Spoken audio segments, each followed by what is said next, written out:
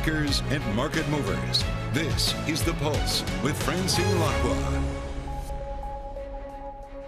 Well, good morning, everyone, and welcome to The Pulse. I'm Francine Lacqua here in London with the conversations that matter, and here's what's coming up on today's program.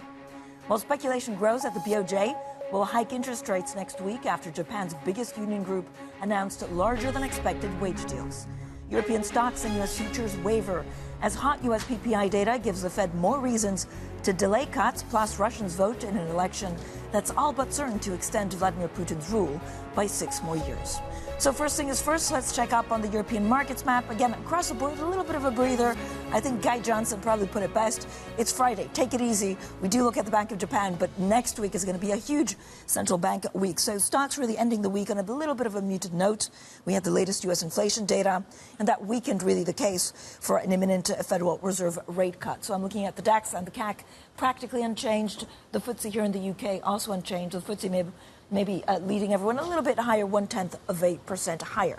Now, members of Japan's largest union group also secured annual wage hikes of more than 5% in what may be the last piece of the puzzle, pushing the BOJ into raising rates next week. If you look at yen, also weakening after, again, these negotiations means that we could see a little bit of a lift to some of the wage prices. Now, for more on all of this, we're also joined by Bloomberg's Paul Jackson in Tokyo. Paul, this is a big deal.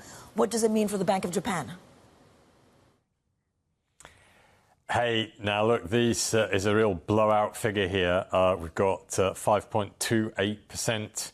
This is way above the 3.8% that we saw at this stage last year. This is a big increase, and this really does now raise the expectations of interest rate hike next week on Tuesday. I think if you dig into the figures, you'll also see that base pay, the kind of absolute core guaranteed pay you're getting each month, also up 3.7%. Now, that's a very interesting figure because over recent years, the Bank of Japan has talked about this importance of wages to go up. And it previously mentioned that it was the base pay that had to go up, and it needed to be 3% nominal increase there to ensure stable 2% inflation. And we've got 3.7. So, right. You know, these figures are really checking all the boxes for the BOJ to move. Thank you so much. Paul Jackson there, of course, in Tokyo for us. Now joining us, Laura Cooper, Senior Investment Strategist at BlackRock. Laura, great to have you on the show today. I mean, if you look at yen, definitely weakening, but a rate hike has been largely priced in. What happens after the hike? Well, what happens after the hike, I think, is probably why we are seeing the yen weakness, because there is this degree of skepticism on how quickly they will actually be able to normalize policy rates. I mean, in our view, we think it's going to be a very gradual tightening type of cycle, really getting back to that 1% neutral rate over quite some time. So we're still in this environment where monetary policy should remain highly accommodative, and that should still support Japanese equities in our view. So how much, and again, there's questions about carry trades and actually what this means for the rest. How do you play this?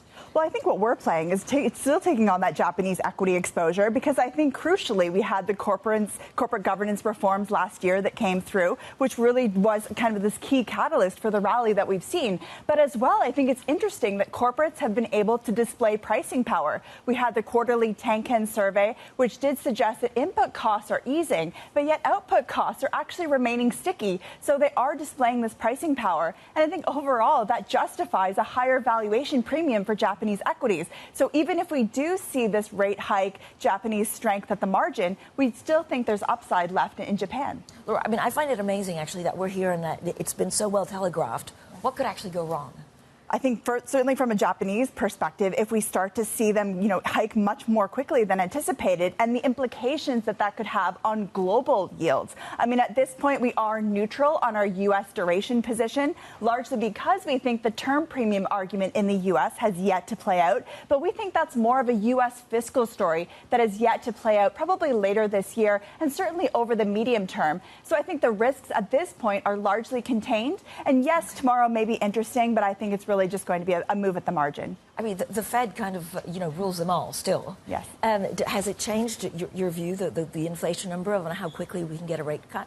I don't think the inflation print, certainly we saw the upside surprise in U.S. core. We saw the PPI print yesterday. It doesn't change our view. And I think what's been most surprising, it hasn't really changed the Fed's perspective as well. We're continuing to see this consistency of messaging, suggesting that they're still in line with market expectations for just over 3 cuts this year. Of course, next week, I think, will be quite crucial in terms of that SEP and the dot plot and whether we actually see one of those cuts removed this year, because that would suggest that they are shifting focus to the inflationary backdrop, the risk of a reacceleration, and the fact that we could actually be in this higher for longer rates regime, and they may not hike until later this year. And I've heard this actually from a lot of the big Wall Street titans saying, a couple of warnings here and there that maybe we're a little bit too optimistic about the U.S. economy going forward.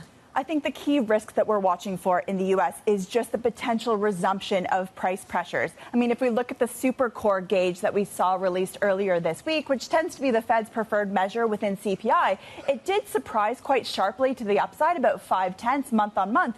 If we start to see more of those sequential surprises, I would suspect that markets are at risk of, extrapolating this disinflationary trend further out. That could be quite, a surprise to the markets.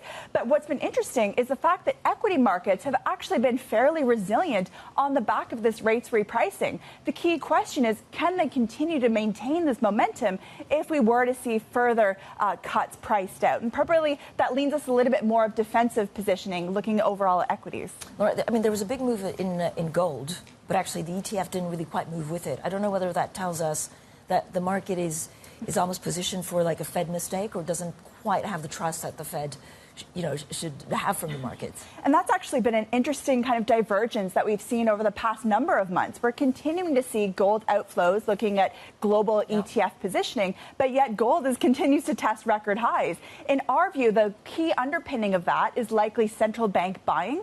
And as well, when we speak to our investors, they are using gold as that key tail risk hedge, because where real rates are trading, gold should be much lower. But yet that's really kind of the go-to hedge in portfolios. All right, Laura, we have so much more to talk about. Laura Cooper, their Senior Investment Strategist at BlackRock, stays with us. Plenty more ahead. We'll also talk credit in Europe. This is Bloomberg.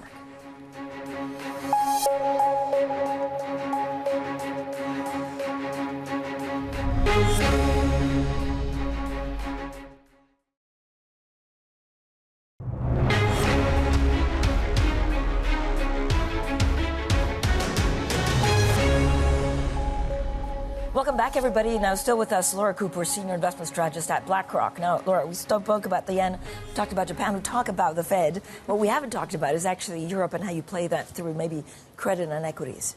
Yeah, I think Europe's is certainly an interesting story. I mean, we are starting to see signs that economic data has troughed. The ECB is clearly on the cusp of an easing cycle. So this does really pivot us more towards European equity exposures, and as well looking at kind of the European credit complex. I think it's been interesting in kind of the European equity space. We have seen qualities really start to outperform. That's really the underpinning of our view. The fact that, we are seeing tech, healthcare, and luxury be those dominant drivers, and the fact that those are showing that pricing power, that margin resilience, those earnings expectations that are upbeat. We think it's now is really the time to be selective in cyclical exposures, tilting more towards that quality front. I mean, we're also 100 days, I think, from the European elections. Do you wait until that happens to decide whether you buy government bonds?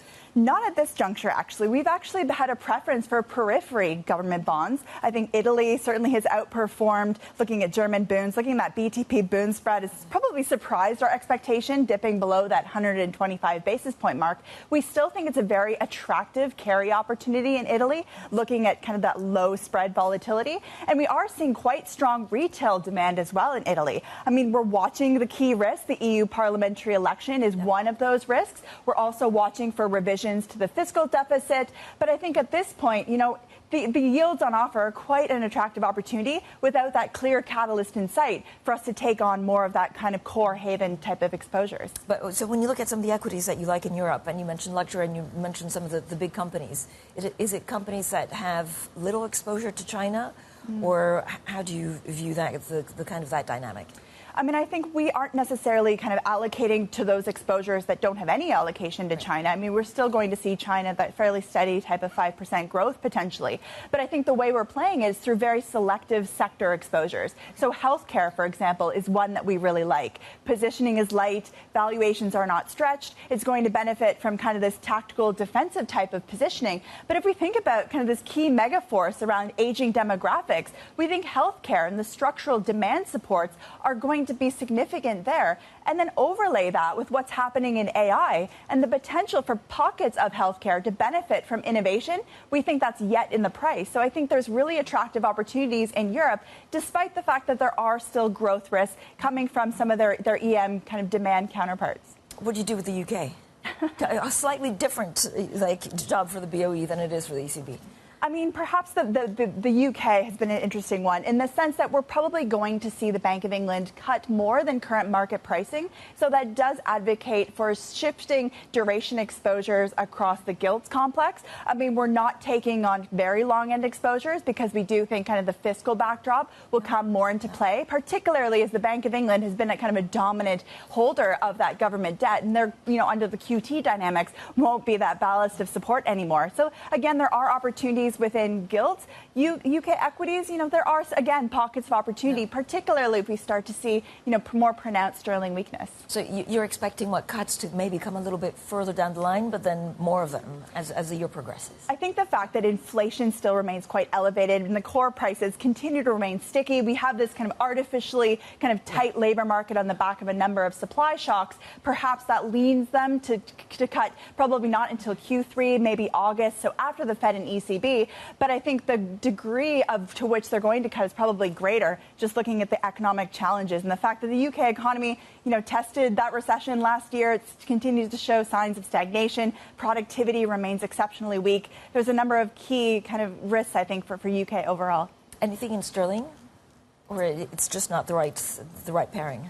I mean, our preference is probably tilt more towards kind of other more attractive carry opportunities. I mean, EM offers very attractive carry opportunities in the FX space. I mean, I think overall, when we look at the dollar, we're probably at the peak of the dollar strength. Certainly, the upside surprises in the data, add a little bit less conviction to that view. But I think overall, the fact that rates have repriced as much as they have, there's probably limited scope for that to go further. And as well, if we think about the U.S. economy, we struggled to see how this resilience can be maintained. So if we start to see the deterioration in U.S. growth alongside bright spots emerging in Europe, my preference would be to shift more into the kind of the euro-dollar space rather than looking at sterling exposure in particular. Laura, as always, thank you so much for joining us. Laura Cooper, the Senior Investment Strategist at BlackRock. Now, coming up, Blackstone's John Gray says real estate prices have bottomed and it's time to act. More from our exclusive conversation next, and this is Bloomberg.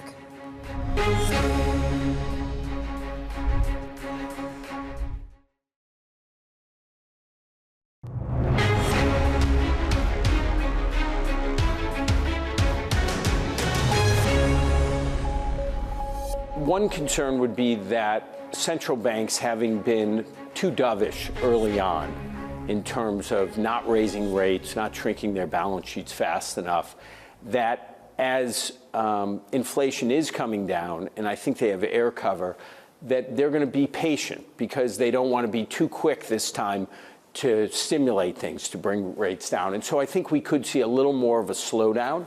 That's a possible risk out there.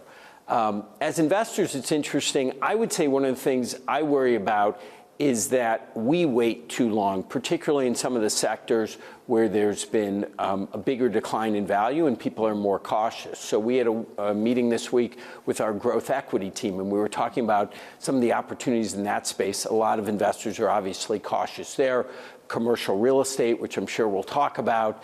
The sentiment has gotten quite negative and the fundamentals feel like they're bottoming. So I think as investors, sometimes one of the risks is you miss it by being overly cautious. And I think now is probably a good time before rates come down to move. But so move on what? And again, do you have an allocated, capital that you want to try and get in as soon as you think, There's no sort of specific, we have a budget to spend this much. It's just more directional. It's that, In fixed income, the spreads in a lot of asset classes are still wide by historic standards. Base rates are still pretty high, so that's a good area.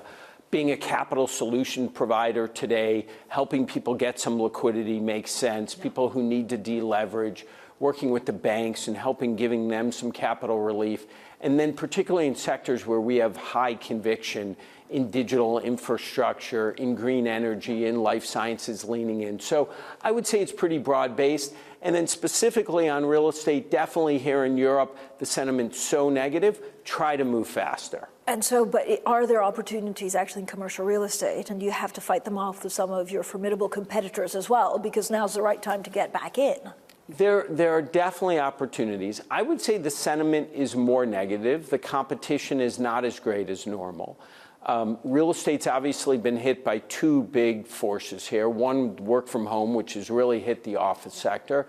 And the second is the rise in interest rate, which has caused cost of capital to go up and caused multiples in real estate to come down, cap rates to go up. And so what you want to do in this kind of environment is look through that, because that's occurred. There are going to be tons of headlines of market transactions that were priced in a different world that will run aground now. You'll read about them in banks, maybe insurance companies.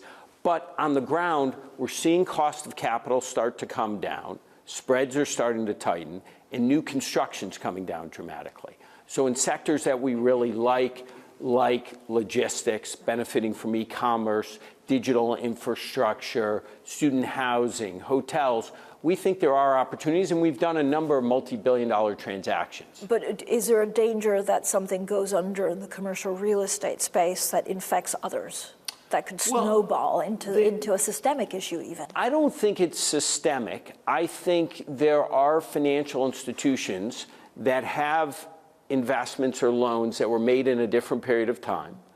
And we've seen that most recently in New York Community Bank. And those institutions are going to have to mark those assets to market. Those loans will come due. There'll be needs for new capital. There may be some institutions who get into more trouble. I don't think this is like 08 and 09 in terms of the scale of what we were facing. But I do think there'll be some situations. But that's what creates the opportunity. It's because the perception is so negative. The headlines are negative, and yet the value decline has occurred. I'm not saying there's some V-shaped recovery, but when you get into this bottoming period, that's when you want to try to move. So when you say getting into a situation, this is what companies actually going bust? Well, there are definitely assets that were financed in a different area. Particularly, you focus on commercial real estate, because there's been a more profound impact, certainly in the office sector. And so I think that will create opportunities. We bought a $17 billion mortgage loan portfolio with the FDIC from Signature Bank. Those are the kind of opportunities. There may be more of those that emerge. But I think saying that this is going to lead to a much broader systemic issue, I think that would be too much. I mean, there's growing competition, of course, in the asset management world for retail PE. How does that change how you do business? Well, I think at the end of the day, if your customers are pension funds, sovereign wealth funds, insurance companies, or individual investors, at the end of the day, you have to deliver good returns. It's like a restaurant serving good food. And if you don't do that, the customer is going to go elsewhere. Now, the distribution format is different because you're not talking to a couple hundred customers, talking to a couple 100,000 customers. The structure of the vehicles can be a little bit different in terms of their liquidity, their yield, their tax structure. But to me, the end product is the same. And what we're trying to do is leverage the enormous scale and insights that Blackstone has in terms of what we see in the world, the people we have on the ground, and then generate more favorable returns. And then deliver that to different underlying customers. But it's, at the end of the day, really the same product. But isn't it, in part, fundamentally changing the industry, or at least, the business model of some of your competitors? I do think the business is evolving. I mean, if you went back and you said, what was this business 10 or 20 years ago? It was private equity, real estate private equity, and opportunistic credit. You were seeking to get 20% gross returns, 15 net. And now what you're seeing is, as we've moved into some of these lower returning, longer duration vehicles, core plus real estate, infrastructure, performing credit, the universe of potential investors gets much larger. the universe of potential assets to invest in gets much larger. And so a firm like ours and some of our competitive firms have benefited and grown a lot in scale. I think the good news is we're still pretty early days in this process.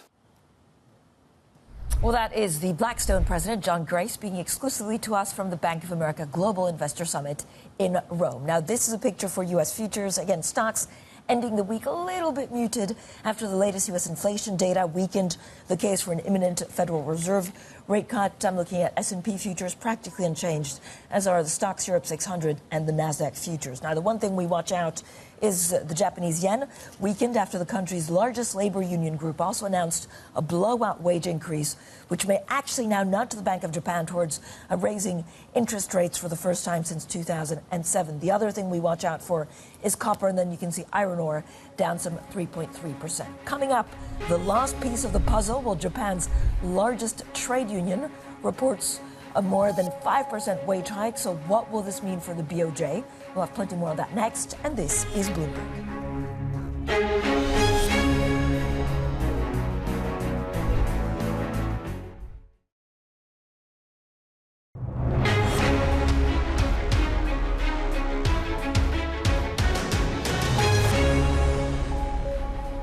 Speculation grows the BOJ will hike interest rates next week after Japan's biggest union group announced larger than expected wage deals.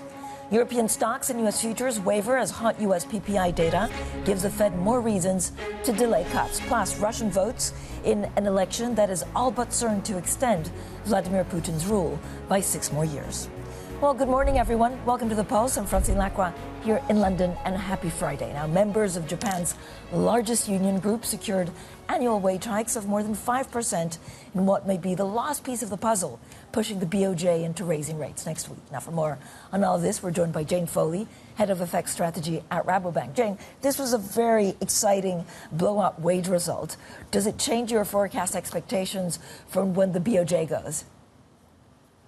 Well, I think we've seen economists and traders alike putting more emphasis now on that March meeting. So if we went back to the end of last year, there was more consensus around an April move, but actually it does look as if March is very high on the agenda for a potential policy move, because if we've got all of those pieces in the puzzle, why wait? That's the argument. So I think it's going to be a very, very exciting and really quite an historical moment potentially for the Bank of Japan next week. I mean, it is because they've taken so long or they tried to pursue this goal of achieving 2% for such a long time. I mean, is one result enough to really convince them to go? Well, the 2% target, that was introduced some years ago by the former Bank of Japan governor. And this was all about psychology. And psychology has been very, very important for the Japanese market. And this really does stem back, 30 years since the bursting of that bubble. And the psychology that was adopted really by consumers and corporates alike was one of, keep assets off the balance sheet because of the, assets at that point in time were going lower, keep costs down. And it got to the point where inflation could not be passed on. So nobody was prepared to pay higher prices for anything, and firms couldn't pass price hikes on. But that has changed, or that is changing. It's in the process of changing, and that's so important for Japan. And we're at this moment now where that virtuous cycle looks as if it's been cranked into motion, and part of that has been the structural reform, or perceptions of structural reform in the equity market too. The perception that there is more transparency, that the government has been trying to increase transparency to make that market more attractive to institutional investors. And also, if big corporates can pass price hikes on now, it becomes a lot more healthy. So there's a lot of things coming together now, which isn't just about the wage hikes, although that is fundamentally very important. Yeah. So, Jane, if you look at the wage hikes, I mean, is it also a combination of some of these bumper profits at the companies, along with the labor shortage that kind of, risen to that? And again, is that sustainable? Well, the labor shortage is very, very interesting, because if you go back a couple of decades, people would say, one of the reasons that there's disinflation, deflation in Japan is because they've got an aging population. Older people have a lower propensity to consume. But actually, if we look at a speech by Governor Ueda, for instance, in late December, he was saying, no, the aging population, now that the baby boomers on average are hitting around about the age of 75 years, you can't expect older workers to come into the labour force. You can't expect more and more women to come into the labour force because that's becoming saturated. And actually, there's going to be more and more signs of labour shortages in Japan, which is going to help keep wage inflation higher. So that's a really important part of this puzzle too. We've got to consider in Japan, average ages of construction workers, of farmers, they're in the 50s or maybe even their 60s. You got to the point where around about 10% of agricultural land in Japan is reportedly not being used just because there aren't enough farmers. The farmers are too old. So we are at the point now where certainly the Bank of Japan governor expects that labour market shortages are going to become far more acute. And that should be a positive sign for wage inflation. So, Jane, what's the right trade for yen? Is it euro yen or dollar yen? Now, that is the very tricky question because, I do think, although I'm obviously quite excited about the Bank of Japan, at this brink of hiking interest rates, they're going to be very, very moderate, very, very slow in terms of removing this accommodation. In fact, even when they exit negative interest rates, I think you can still call Bank of Japan policy, very accommodative. And I think that's going to be case. That's going to be the case for a while. Perhaps we might have a second interest rate hike this year. Perhaps we won't. The economy is still very vulnerable, and the Bank of Japan do not want to remove that policy accommodation too quickly because it would just cut down those green shoots of recovery and perhaps put them back in terms of getting their virtuous cycle on the road. So what we're probably going to see is, yes, we expect some yen appreciation over the next few months, over the next year, but it is probably going to be quite slow against the US dollar. And actually, I think there's a risk that we have, a little bit of backtracking, maybe a sell on the event move if we do get a hike next week, partly because of this simultaneous revision in the market's mind about how quickly the Fed can cut rates. Yeah. And Jane, there's a lot of questions actually around the Fed. There's a lot of questions, of course, on gold, something that we were also talking about before, the fact that ETFs were selling off, but maybe central banks were stepping in and buying gold. Is the dollar under threat? I don't think that the dollar is under threat. So I think if we're talking about, a 30-year or maybe a 50-year perspective, then I think, things are changing for the dollar in terms of, its status as a reserve currency. That's a very long-term issue. But for now, I don't think the dollar, is under threat. I think, that the fact that the market is adjusting its expectations about the Fed again, I think that's going to be the primary focus for the US dollar. And then we're going to look further into next year. If we get a president, a Republican president, or Trump particularly, are we going to get more tariffs? Is that inflationary? Does that mean that the Fed can't cut interest rates too aggressively into next year? All of these things are potentially dollar positive. If we also get, more of a closed U.S. economy under a Trump presidency, that could be U.S. dollar positive too. Less trade flows, that could be less, more dollar positive. So I don't think the dollar is under threat in the short term, if we define the short term by just the next few years. If we talk about 50 years, I think we've got a different conversation. Yeah. Well, when you look at, the deficit, again, in the U.S., when do markets start really worrying about it? Well, I think the deficit for the US is a completely different issue. I think if we were talking about, if you just asked me, when does the market start worrying about the Italian deficit, I think that's probably a different conversation. What we have for the dollar is the dollar, because it's a reserve currency. Well, it's a reserve currency, really, because it's used so much as an invoicing currency. And that means that the dollar has a slightly different dynamic, even when, negative fundamentals are in the US, there is still this underlying demand for dollars because people need dollars right now to pay their invoices. If you're in emerging markets, you might need dollars to service your debt. So the dollar is slightly removed from US fundamentals in perhaps a way that other countries are not. But I do think that there will be a point when we will start worrying more about debt and deficits. But I think there are probably other countries where the market will be more concerned sooner. Jane, what's your take on sterling? I know, so we have the MPC meeting next week. Our economists expect a kind of a three-way vote split once again. What does this mean for your expectations for Andrew Bailey and when they start cutting rates? Well, I think the market's been fairly comfortable for, a few months now that the Bank of England are probably going to lag the ECB and lag the Fed in terms of interest rate cuts. And as long as that sustains, I think sterling can remain this sort of gentle or retain this sort of very gentle appreciation trend that we've seen since late 2022. Of course, late 2022, it was at a very low ebb. That was just after the Liz Truss government.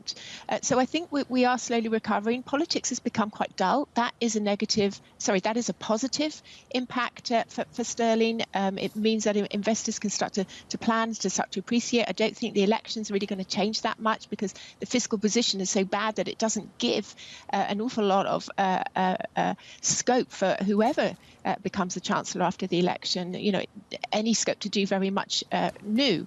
So from that point of view, I think we can see this very slow appreciation of the sterling over, the next year and maybe beyond. But I do think that it is capable, certainly, is subject to bouts of dollar strength in perhaps the next 1 to 3 months. Jane, thank you so much. Jane Foley there, head of FX strategy at Rabobank. Now, coming up, elections in Russia begin today with President Putin all but certain to win another term. We look at what this could mean for the Russian economy and relations with the West. That's next, and this is Bloomberg.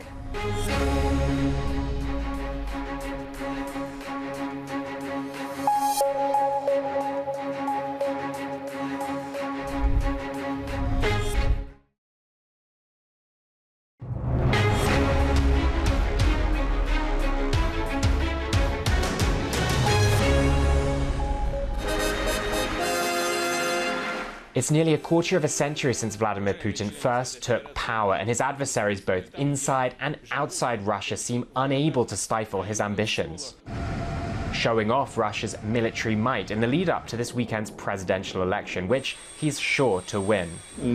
Now 71, Putin has outlasted world leaders from Angela Merkel to Silvio Berlusconi and held power through 7 British prime ministers and 5 US presidents. In over 2 years since sirens marked Russia's full-scale invasion of Ukraine, Putin's economy continues to weather the impact of retaliatory sanctions, with countries including China, Brazil, and India still buying Russian oil. Riding a rising tide of nationalism, Putin presents himself as a protector of Russian-speaking people, while the death of Alexei Navalny in an Arctic prison removed perhaps Russia's most powerful symbol of resistance. In the years ahead, Putin will have an opportunity to increase Russia's influence in the world, chairing the expanded BRICS group and continuing his friendship with Beijing. Putin. Now, with the war seemingly shifting in his favor, Putin is preparing not only for another term as president, but also possibly for a long confrontation with the West. Well, that was Bloomberg's Max Ramsey reporting on the Russian presidential election, which, of course, get underway today. Now, the election is a big theme of today's Big Take. I'm joined by Ross Matheson, REMEA news director, and Bloomberg opinion columnist Mark Champion. So thank you both for joining us. Ross, in what context are voters heading to the polls? And, I mean, it's a given, really, that Vladimir Putin wins it. Does this embolden him in what he does with Ukraine? Well, it's very easy to say that because there's no political opposition or really public opposition anymore in Russia to Vladimir Putin, he's crushed all of that. There's an easy walkover for him. But he does need turnout to be good, to validate that, the outcome with the Russian people. So he wants to see a lot of people turning out to vote in the coming days, including himself, to get re-elected. But also the underlying that, there's 2 factors that are important to note. One is that the Russian economy is doing pretty well. Wages are rising, especially for lower and middle class Russian people. And so they've got more money to spend. The economy is doing OK because it's on that war footing. And secondly, his rhetoric against the West does resonate a bit. at home. He does a lot of rhetoric about how Russia is standing up against the rest of the world, that Russia is under siege from the rest of the world, and he's the one who's making Russia powerful and strong again and standing up against these other countries, and that does resonate again at home with Russian people. So you can imagine, like, in a future Putin term, once he's re-elected, possibly not just once but another time after that, he's looking at the long term and trying to sort of craft that Russian state really in his own image, and that is about sort of restoring Russian imperialism on the global stage. Mark, I mean, is there any way of really knowing how much support he has at home? He has a lot of support, and you know, this election is a piece of theatre. It wasn't always that way. It's been a progression, but at this point it's a piece of theatre, and I'm sure that they will have a number, and that number will be better than previous numbers because he needs it to be. This is a high-stakes moment for him. You know, he chose this war. It's been tough in terms of the number of people who are killed and so on. He'll be very pleased at the moment that he's come out of the you know, what would have been a darker moment, and it looks like he's doing better. Has you know, rallied support. He has crushed his opposition, but he needs to go further. And as Roz was saying, you know, this was always going into Ukraine was always about establishing Russia as one of the poles of power, able to stand up with China, the US, and Europe. And that is still his plan. But it's really quite remarkable how he, you know, bulletproofed the economy. The fact that actually it's still standing and doing better than expected. Well, there's always that big debate. Do sanctions actually achieve the desired goal? We can look at history and argue about that. But, you know, he had really, to some extent, sanction-proofed his economy a bit going into the war. This wasn't just a reaction in the minute. Like, he'd built the resilience within the Russian economy ahead of time. And also, he's done a lot of spending, a huge amount of spending in the local economy. He's put it on that war footing. Factories are humming. They're producing a huge amount of artillery and ammunition for the front line. So there's that production aspect of the economy, but also because of the shortage of manpower, because, as Mark was saying, he's lost a lot of manpower on the battlefield in Ukraine. So shortage of labour equals higher wages for people, and therefore, you know, again, people have more money in their pockets. Domestically on the economy, they're feeling all right. The problem is that all of those things will come to bite down the track. You get inflation, you get a budget hole. At some point, he's going to have to deal with that, but not in the immediate term.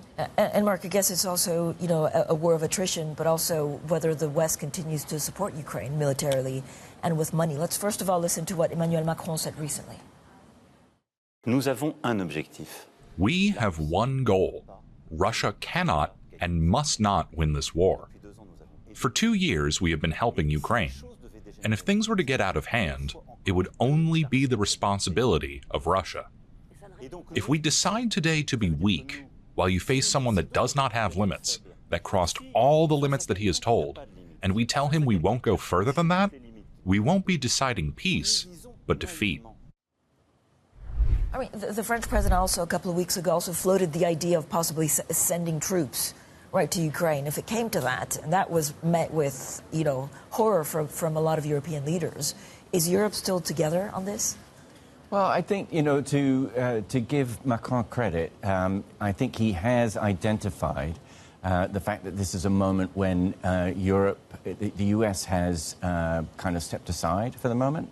And it is a critical time for Ukraine. Ukraine will fail if it has no ammunition. That is just a simple physical fact. And at the moment, you know, that supply stopped. So it is a critical moment. He's, you know, taking that up. It's a very French position, of course, to say, you know, Europe can act on its own as a strategic player.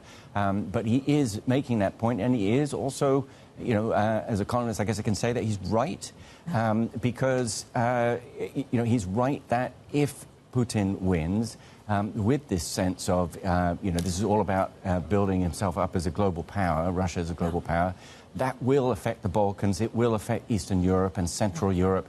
There is no question. It will bring instability, not necessarily invasion, but instability down the line.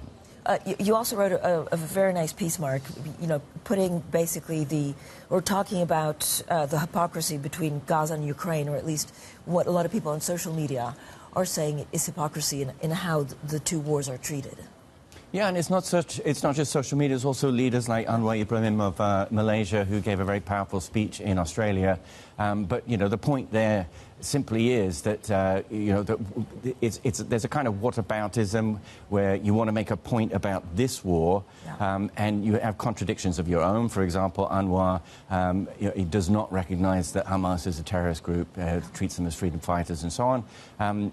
And you then start talking about another war, which is actually unrelated, completely different, and try and make these parallels, which actually don't really work. Roz, Hamas 20 minutes ago says it submitted a new ceasefire proposal to mediators. Is there a real chance of a ceasefire? It's really hard to see that happening right now.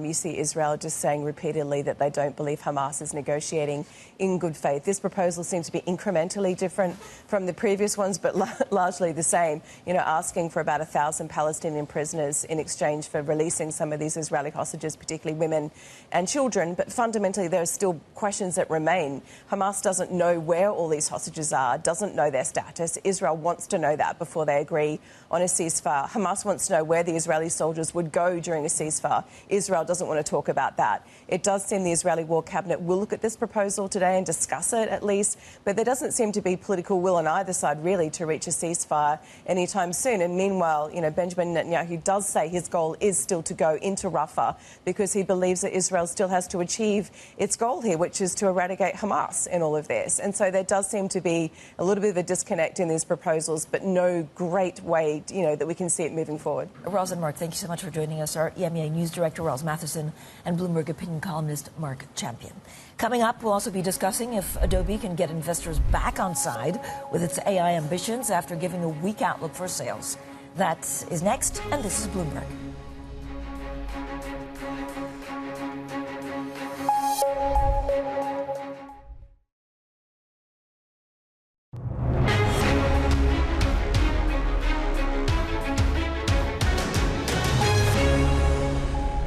Welcome back now. CMA CGM and Merit France have agreed to jointly acquire Altis Media for a total enterprise value of 1.5 billion euros. Now, logistics company CMA CGM would take 80% and Merit France 20% of the share capital. The deal still needs to be approved. Now, also, in tech, Adobe dropped around 11% post-market and is down pre-market after giving a weak sales outlook fueled by AI competition fears. Now, investors had hoped to see a more positive forecast as Adobe tries to match its rivals through its Firefly products. Well, I'm delighted to be joined by Bloomberg's Charlie Wells, who's all over these U.S. corporate stories. Charlie, so good to speak to you. So Adobe, they now need to convince that AI, their ambitions are on track.